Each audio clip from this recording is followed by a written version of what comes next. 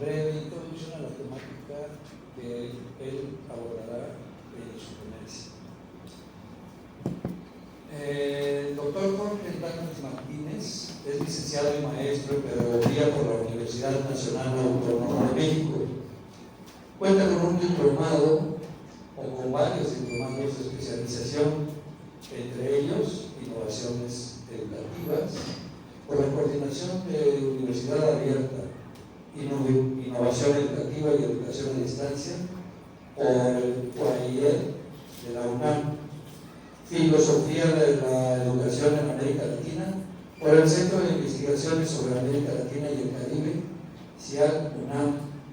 Tiene experiencia como formador docente en proyectos de educación continua de la UNAM y la UAM Coajimalpa, así como experiencia docente en diversos niveles educativos, básico, medio y superior.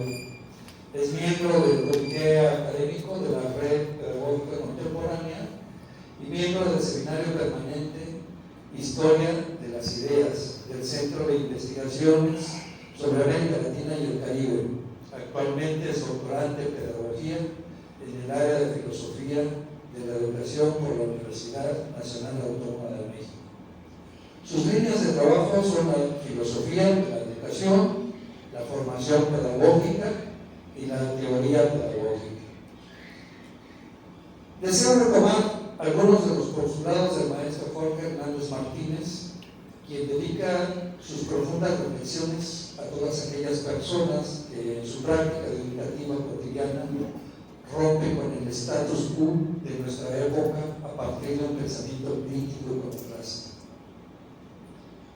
Se pregunta el maestro Jorge: ¿somos verdaderamente conscientes que nos dedicamos a la educación si nuestra práctica educativa está condicionada por nuestra circunstancia? Es innegable que Occidente, en el sentido más amplio del término, ha funcionado como una conciencia pedagógica que determina qué es el pensamiento pedagógico y cómo debe ser. Es precisamente desde esa perspectiva que el maestro Jorge Hernández nos presenta, a través del andamiaje de sus razonamientos, una provocadora reflexión sobre la modernidad como un problema pedagógico. A partir de lo que yo llamo una geopolítica del razonamiento, nos postula la modernidad occidental como un problema que implica reconocer y cuestionar su reduccionismo pedagógico. En ese intento por universalizar verdades pedagógicas para todos los tiempos y para todas las civilizaciones. ¿Cuánta verdad expresan los señalamientos que hace el maestro Jorge Hernández al señalar que este tipo de pensamiento, al tratar de imponer una única verdad, acaba por excluir otras formas de ser y entender el mundo? La pedagogía moderna ha heredado ese sesgo universalista que no reconoce la diversidad de culturas y sus formas particulares de hacer pedagogía. Ya en conferencias anteriores, el maestro nos había planteado la necesidad urgente de entender que la labor de los educadores no sucede en el vacío, en una suerte de neutralidad objetiva. No se puede continuar alimentando la ilusión de que la educación se desenvuelve en un espacio libre de tensiones, de influencias, condicionamientos y contradicciones. La práctica educativa es dinámica. La misma se encuentra constantemente tensionada por las condiciones sociohistóricas que nos rodean, como bien lo exponen sus trabajos, y que adicionalmente definen y determinan el estatus de verdad desde la cual se despliega la práctica educativa. Este pensamiento pedagógico universalista, que se enraiza en la razón occidental, no solo ignora, sino que excluye otras formas de vida, otras maneras de ser y estar en el mundo. Se erige como una suerte de dogma de fe, promoviendo un modelo que en última instancia no hace sino perpetuar la dominación sobre culturas que no encajan en sus parámetros, como bien él nos señala. La propuesta que el maestro Jorge Hernández nos invita no aboga por una pedagogía en la que todo vale, donde en nombre de la diversidad se diluyen los límites de los fines educativos. Este relativismo extremo también es problemático, pues acaba desmantelando el sentido mismo de la pedagogía, convirtiéndola en una serie de discursos. Nos estimula a hacer una revisión crítica de los cimientos mismos de la pedagogía moderna, analizar la historia del pensamiento pedagógico, señalando con la agudeza que le caracteriza que la pedagogía de nuestros tiempos se sostiene sobre un pensamiento pedagógico a priori. Este reduccionismo tiene consecuencias devastadoras en la educación moderna, porque al sostener un marco universal de lo que significa educar, se tienda a invalidar cualquier forma de pedagogía que no se ajuste a ese molde. Es aquí donde se gesta una suerte de inquisición pedagógica, donde lo que queda fuera del discurso occidental también queda fuera del ámbito legítimo. Esta inquisición pedagógica, con su énfasis en la razón, nos dice el maestro, el progreso y la civilización, genera un desencanto frente a cualquier intento de promover la alternancia. No deseo ser más exhaustivo sobre el trabajo que desarrolla nuestro distinguido ponente, de que quien tengo la certeza que este día el mismo nos obsequiará parte de sus acertados razonamientos acumulados a través de horas, días, meses y años de trabajo e investigación. Aunque es muy joven, también se ha dedicado varios años a su trabajo. Sobre la modernidad como problema pedagógico, donde se adentra en la crítica a la pedagogía moderna desde un marco fenomenológico, destacando sus implicaciones filosóficas y proponiendo una revisión crítica para abrir el espacio a nuevas formas pedagógicas. Muchas gracias, y maestro, le cedo la palabra. Muchas gracias, doctor. Pues buenas tardes a todos, a todas, a todes, a las personas participantes en este 6º Congreso de Pedagogía Contemporánea, Currículum, Didáctica y Gestión Educativa. Antes de pasar a la cuestión que el día de hoy me tiene aquí para compartirles, quisiera apuntar lo siguiente. Quiero dedicar la siguiente ponencia a todas aquellas personas que en su práctica cotidiana, como bien la introducción que hizo el doctor, rompen con el status quo de la cultura dominante, con el continuum de la historia, como lo diría Walter Benjamin, de este relato civilizador de caos y muerte, que dicho sea de paso, nos mantiene en el estado actual de las cosas. Una vez señalado lo anterior, pasemos a lo que nos atañe el día de hoy. En el Congreso número 5 del año pasado traje al panel de discusión la necesidad de asumir a conciencia o bien de problematizar todas las implicaciones que vienen de suyo con respecto a nuestra práctica educativa. ¿Qué quiere decir esto? ¿Cómo se come esto? Nuestra labor educativa, sea cual sea el escenario, como estudiantes, como docentes, como investigadores, como diseñadores, diseñadoras curriculares, como investigadores, como educadores populares, cual sea la actividad, aquella actividad no sucede en el vacío, en la supuesta nada, en la gran objetividad que le da la espalda de la historia, como tanta pregonan las posturas positivistas y las posturas neoliberales que hoy son tendencia dentro de la estructura pedagógica de nuestros tiempos. Aquellas actividades ocurren y están tensionadas en ciertas estructuras sociopolíticas e históricas que determinan el estatus de verdad de la época imperante. ¿Qué quiere decir esto? Toda nuestra práctica educativa está permeada por lo que en aquella conferencia les llamaba, o más bien conceptualizaba acerca de lo que es la circunstancia. ¿Pero qué es la circunstancia? Quisiera clarificarlo de manera muy breve para no extenderme y darle pie a la cuestión que vengo a preparar el día de hoy. La circunstancia no tiene que ver con lo que regularmente llamamos como contexto social, el ambiente, las condicionantes físicas, el sistema de producción, la organización política, la cultura, etc.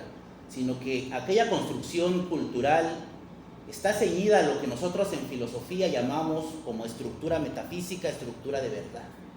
Voy a intentar clarificar porque desgraciadamente o afortunadamente nosotros quienes nos dedicamos a la filosofía solemos utilizar conceptos muy abstractos que a veces quedan muy a la deriva y en el momento de reflexionar en la práctica concreta pues quedamos un poco perdidas. A lo largo de la historia de Occidente ha habido 3 grandes momentos, lo comentaba en aquella ponencia, la famosa clasificación que hacen de la historia: Edad Antigua, Edad Media y Edad Moderna. Cada una de estas edades tiene su estructura de verdad, su estructura metafísica, es decir, un criterio que condiciona y determina las maneras en cómo interpretamos lo que es la realidad, lo que es la verdad, lo que es la educación, etc. No diríamos en palabras filosóficas ya más contemporáneas, ¿no? Encontrar una orientación en la vida, unos motivos de existencia. Ha habido 3 grandes momentos que han condicionado las formas en cómo entendemos la educación. El primero de ellos tiene que ver con la Edad Antigua, en donde la pregunta pedagógica por excelencia era la búsqueda del arché de la physis, el arché de la physis. Si existía un elemento en esto que llamamos realidad que determinara toda la existencia, todos los pensamientos de la época, pasando desde los sofistas, los neoplatónicos, los epicúreos, etcétera, etcétera, daban razón de su actividad educativa a partir de un concepto que condicionaba ese actuar. En la Edad Media, aquella estructura de verdad es la palabra revelada del cristianismo. La esencia pedagógica es conocer a Dios, condicionando todas las metodologías, condicionando el concepto mismo de educación, las prácticas, etcétera, etcétera. Hoy, en nuestra circunstancia, esta estructura de verdad, esta interpretación de lo que es la vida, de lo que es la realidad, se desprende desde la conciencia de Occidente, que determina qué ser y cómo ser al pensamiento pedagógico. En ese sentido, hoy vengo a presentar a la modernidad, a este relato civilizador como un problema pedagógico. ¿Pero qué es? ¿A qué me estoy refiriendo con esto?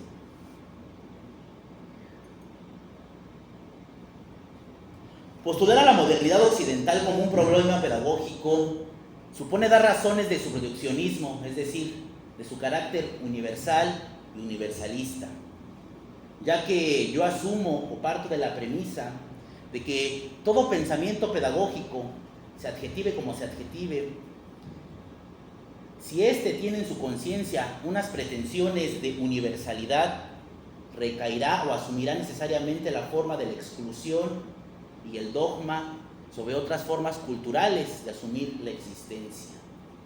Ya en 1883, un reconocido filósofo y pedagogo llamado William Dilthey hizo una crítica en un excelente texto llamado Introducción a las Ciencias del Espíritu, haciendo una crítica feroz a la razón como criterio historicista para dar cuenta de nuestra narrativa como humanidad, lo que traía o que venía de suyo implicaciones en la educación. Es decir, un metarrelato que iba a ir marcando la educación para todos los pueblos y para todos los tiempos. Así que postular una verdad pedagógica que determine qué ser y cómo ser a la pedagogía es anclar en ella una dominación ontoepistémica. En ese sentido, si el pensamiento pedagógico de nuestros tiempos se sostiene desde lo que nosotros llamamos como un a priori pedagógico, una esencia pedagógica que nos dicte el camino, asumirá necesariamente esta forma de dogma de exclusión, anclado en su conciencia occidental, que poco a poco voy a ir compartiendo a qué me estoy refiriendo con Occidente, con la conciencia occidental. Y con ello se confabula el mundo de la Inquisición pedagógica, el cual encierra el acontecer de la educación al margen de este relato civilizador, la razón, el progreso, la civilización o el desencanto llevado al extremo. Lo que en palabras pedagógicas se traduce como la institucionalización de la educación expresada en la escuela, el currículum, el examen, las preocupaciones importantes de Occidente. Con esto no quiero decir que estas reflexiones no sean importantes, sino que le son propias a este relato civilizador, que si no somos conscientes de esas implicaciones, podemos caer en lo que yo denomino como un sonambulismo pedagógico, en donde no se sabe por qué se hace lo que se hace, simplemente se ejecuta por unas condiciones de verdad que ni siquiera somos conscientes de que existen. Yo abrazo una postura filosófica de larga tradición que podemos, y lo comentaba en la ponencia pasada, rastrear desde José Ortega y Gasset, pasando por José Gauss, después por Leopoldo Sea, y en nuestra época contemporánea con el profesor Mario Magallón, que él nos señala que para poder definir qué es la modernidad existe una inconsistencia epistemológica derivado de la educación latina, de la cual deriva la palabra modernidad, la palabra en latín modernus, que hace alusión a lo más nuevo, a lo innovador, produciendo una inconsistencia ontoepistémica para poder precisarla y así estudiarla. ¿Por qué? Porque siempre será lo más nuevo, lo innovador. Entonces, él nos refiere que una de las maneras para abordar esto que denominamos como modernidad es hacerlo como un problema filosófico, abro cita, porque nos presenta una forma de conciencia moral, filosófica, estética, política, científica y tecnológica, nacida en la cultura europea. Cierro cita. Esta consideración nos permite abordar la modernidad a partir de ciertas categorías, las cuales estudian las cualidades comunes de la humanidad en la sociedad que va del siglo XVII hasta nuestros tiempos. Por ejemplo, categorías de qué es lo bueno, lo malo, lo bonito, la verdad, y más concretamente en la cuestión de la educación, el sentido de la educación y sobre todo qué es la pedagogía, qué es el ejercicio pedagógico. En ese sentido, la primera consideración que debo señalar es que abordar a la modernidad occidental como un problema pedagógico supone hacerle reto, más bien supone o nos pone el reto de hacerle frente a este compromiso de analizar a la filosofía de Occidente operando en el pensamiento pedagógico, más concretamente en la pedagogía como disciplina. A continuación voy a dar un recorrido histórico breve para enmarcar las cualidades que permiten definir a la modernidad como un problema pedagógico. El primero de ellos es el Renacimiento como proyecto educativo. Hay que remontarnos al siglo XV y al siglo XVI de la conciencia occidental.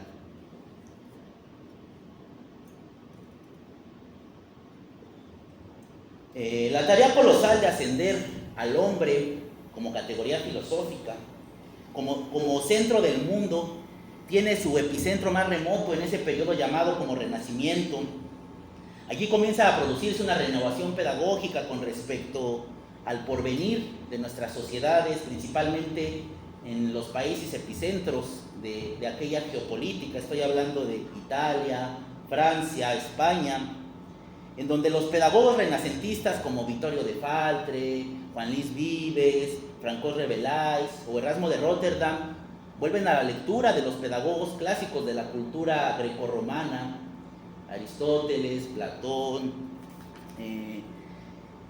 Cicerón, Quintiliano, entre otros.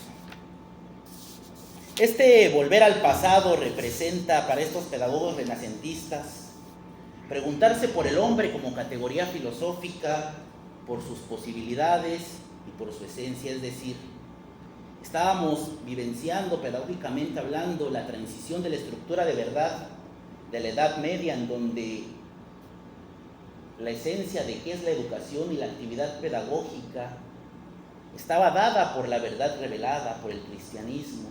Ahora, al derrumbar esa estructura metafísica, viene una nueva estructura que se está desarrollando y la cual comienza en el Renacimiento, en donde colocan al hombre, se derrumba Dios como centro de la conciencia pedagógica, y ahora el hombre es que tiene la posibilidad y sobre todo el compromiso de postularse como proyecto humano.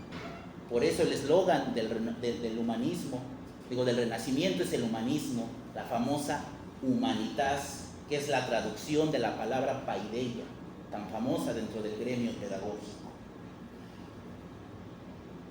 Otro de los sucesos históricos para comprender a la modernidad occidental como un suceso pedagógico de la creación occidental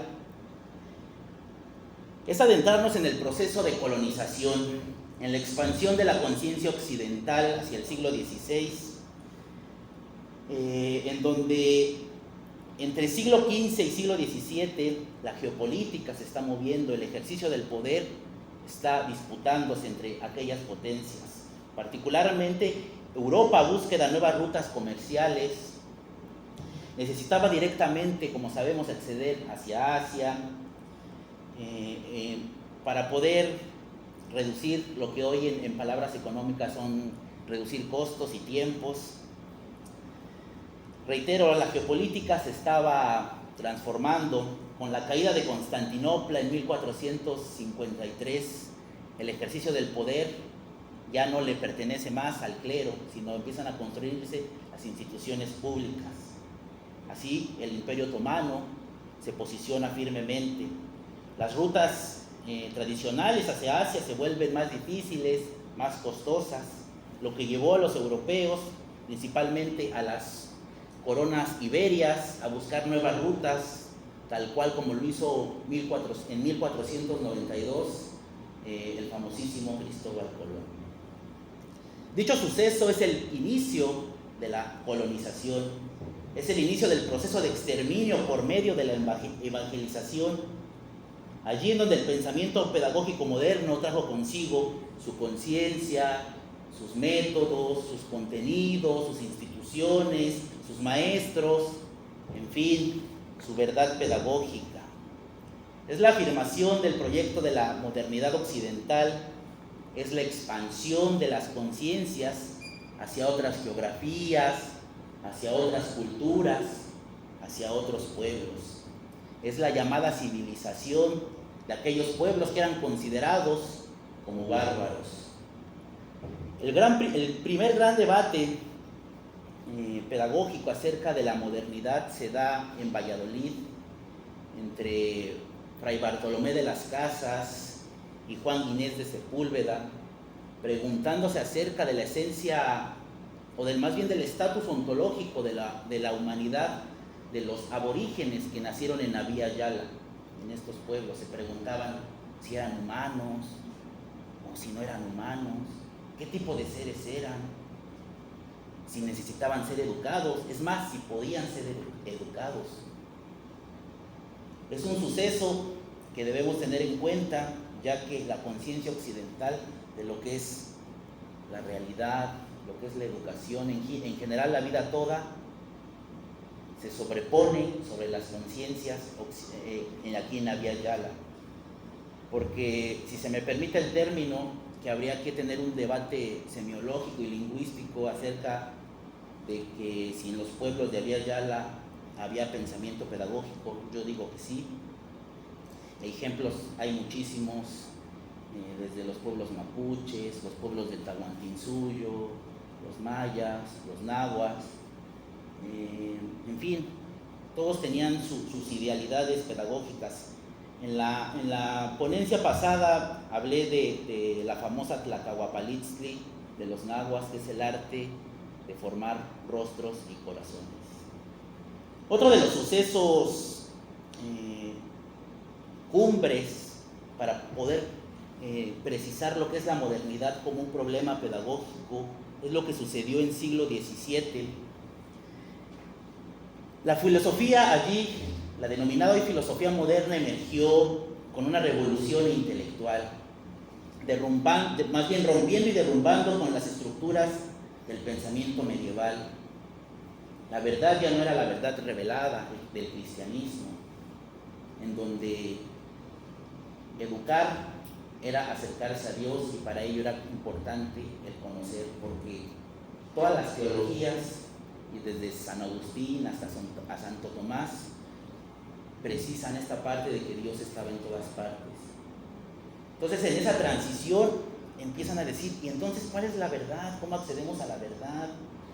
Y sobre todo, ¿cómo vamos a aprender? Es que surgen estas dos corrientes tan conocidas, el empirismo, es decir, desde la experiencia yo voy a conocer lo que es la realidad, versus el idealismo, que dice, no, para saber lo que es la realidad hay que pensar lo que es la realidad, porque los sentidos de la percepción nos engañan. Entonces, en ese sentido, surgen muchísimas figuras, entre ellos el famosísimo René Descartes, con su método ya tan conocido, el pienso luego existo, que estableció a la razón como el fundamento último de la certeza. Es la puesta en duda radical de todo lo existente, porque lo que conocíamos como humanidad, o más bien lo que conocían como humanidad, en esa época venía desde la conciencia de la Edad Media, desde la teología, desde lo que era Dios y su conciencia de verdad. Dice Descartes, no pienso, luego existo, no, eso no es verdad, sino ahora tenemos que dar cuenta con un método que nos permita asumir a certeza lo que es la realidad. Por otra parte, Francis Bacon,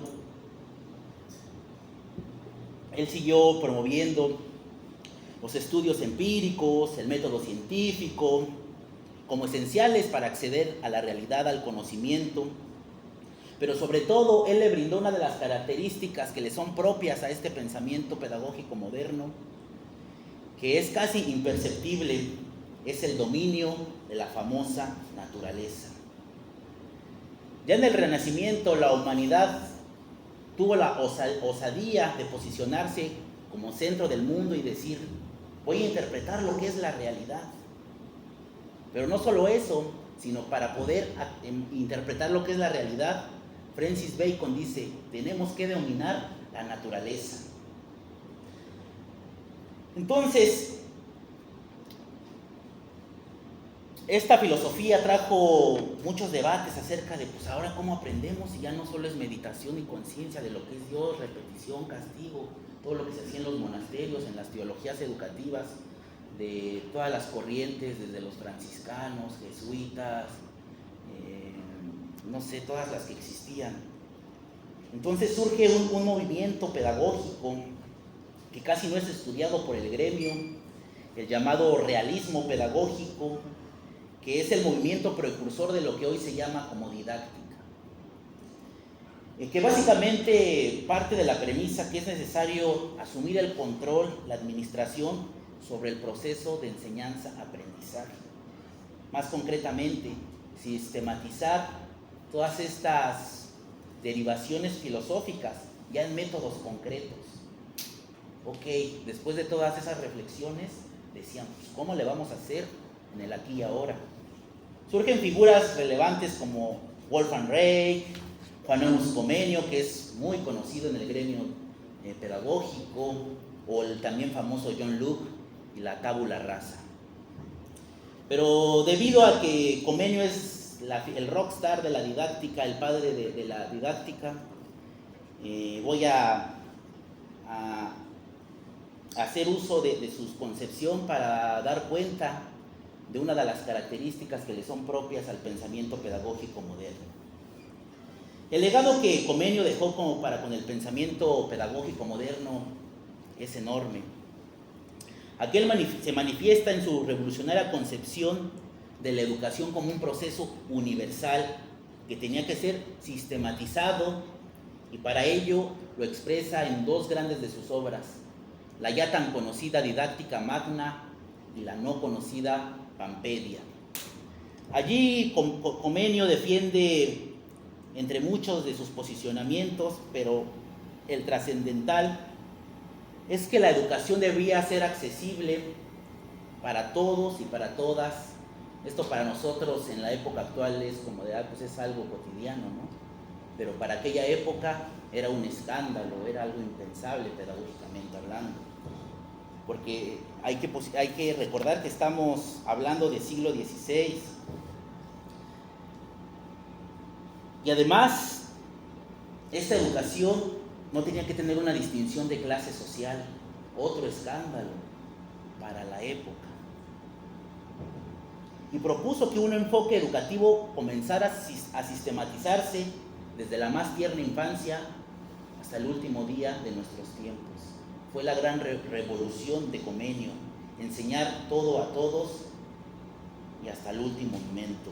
Pero su visión particular es la sistematización de esas ideas de lo que es la educación, ya a condiciones metodológicas, a roles docentes, a la arquitectura de los salones, a los tiempos, etc. Ideó toda una sistematización de cómo debía ser la educación desde la conciencia moderna, porque anterior a Comenio ya ha habido un sinfín de sistematizaciones. No es que haya sido el primero en la historia del pensamiento histórico de la pedagogía occidental. Podemos encontrar a los jesuitas con la famosa Ratio Studiorum, que es lo que hoy denominaríamos como un currículum acerca de cómo se forman los jesuitas. Entonces, una de las características que le son propias al pensamiento pedagógico moderno es este legado didáctico, que por sí es necesario, no es que sea malo. El problema es que el pensamiento pedagógico predominante hace didáctica de espaldas al mundo, como decimos dentro de nuestra tradición. Se olvida que el acontecer áulico es una conversación del mundo que está enraizada en ciertas condicionantes sociopolíticas, es decir, en un sistema de producción, hoy el capitalismo, en una estructura política, hoy el Estado, en una cultura que dicho sea de paso es patriarcal, antropocentrista. En esa circunstancia es que más bien la didáctica se olvida de esa circunstancia. Afortunadamente tenemos propuestas como la Red Pedagógica Contemporánea que hace esa conexión, ese vínculo tan necesario de lo sociopolítico con lo áulico. El siglo XVIII, yo le llamo el siglo de las luces pedagógicas, el famoso siglo de las luces, es un periodo fundamental para comprender las dimensiones de esto que llamo la modernidad y en las cuales se basa la pedagogía.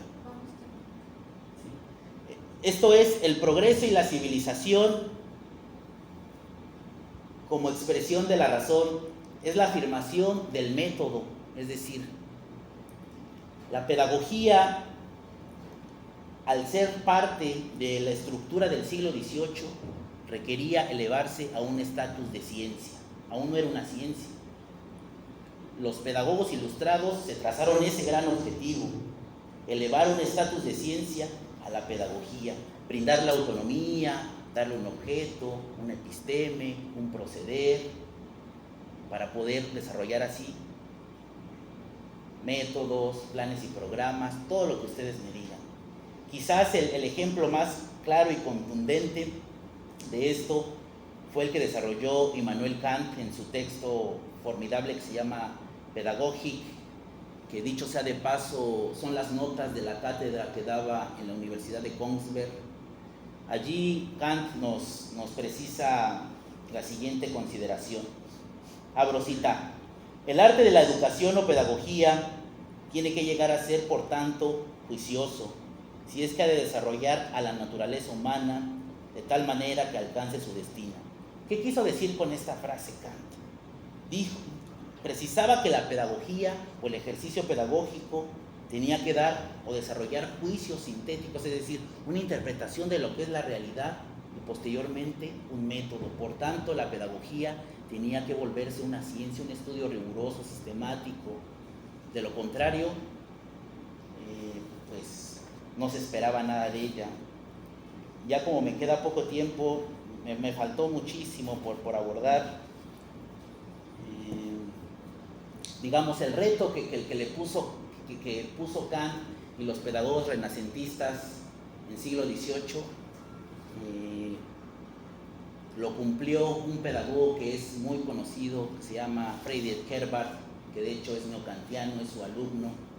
Él por primera vez sistematizó una construcción pedagógica a un estatus de ciencia.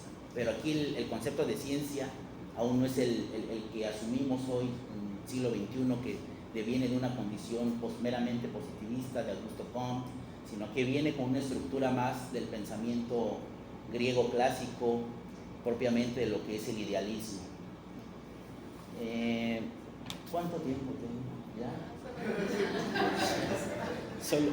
Solo llevaba 25 minutos hablando, no sé por qué me cortaron, pero bueno.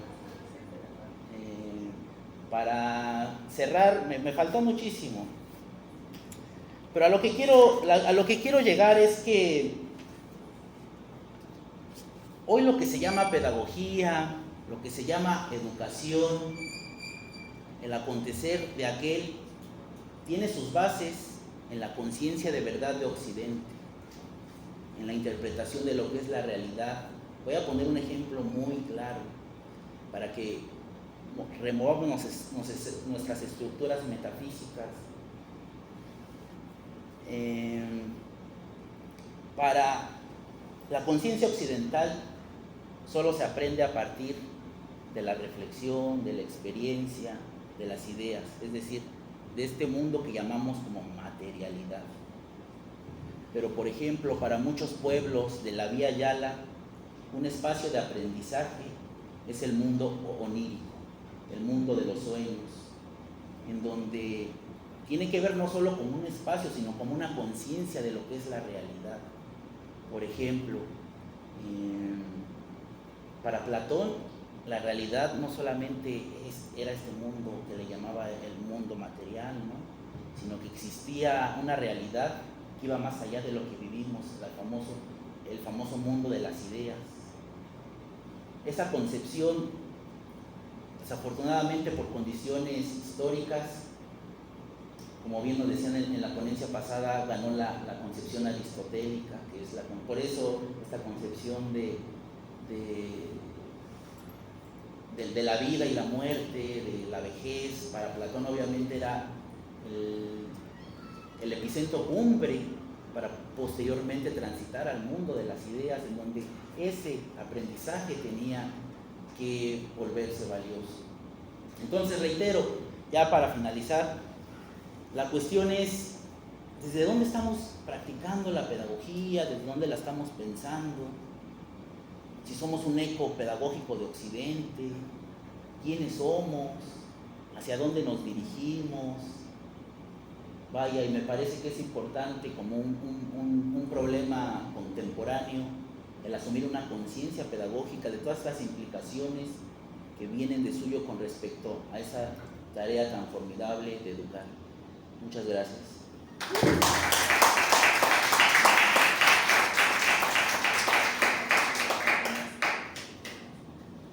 Bueno, tenemos un espacio para unas dos preguntas. ¿Alguien tiene inquietudes sobre esta ponencia? No me pases el micrófono, voy a tratar de que me escuche. Jorge, tú dijiste y me preguntó. Sí. Quisiera, bueno, quiero que aclares si eso es así o dijiste algún otro factor. Sí.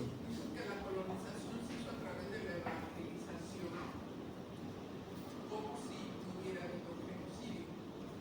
Sí. Entonces, o lo aclaramos o lo sostienes. Es un proceso tanto de evangelización, de genocidio, de exterminio, de reducción a la nada.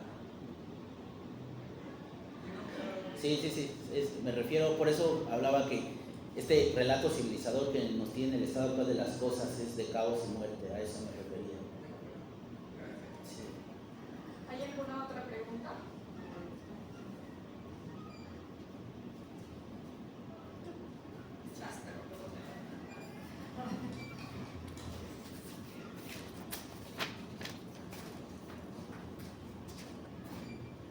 Antes que nada, gracias por tu ponencia.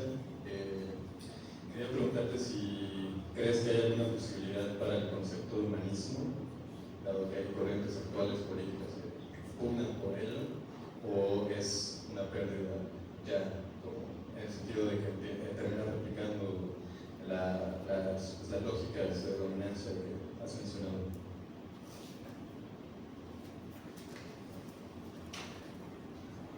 Por ejemplo, siempre que se habla de humanismo pareciera que es uno solo, así nomás. Pero por ejemplo, para no extenderme, bajo la condición de lo que somos, lo que se denomina como este país, México, hay un humanismo muy distinto del que surgió en la época colonial, como Sor Juana Inés, Góngora, todos estos intelectuales que propician un humanismo popular, a diferencia del humanismo renacentista, que es aristócrata, es desde una conciencia occidental, desde la interpretación de los cuerpos, porque el Renacimiento, en su expresión humanista, tiene que ver mucho con la estética, con el arte, y esa interpretación viene desde sus conceptos, y desde la interpretación, si se pretende trasladar el concepto de humanismo justo renacentista, como lo está haciendo la nueva escuela mexicana, a mí me parece que es un proceso colonial, ¿no? Porque tendríamos que replantear otras formas de existencia humana, no solo desde lo occidental, a mí me parece.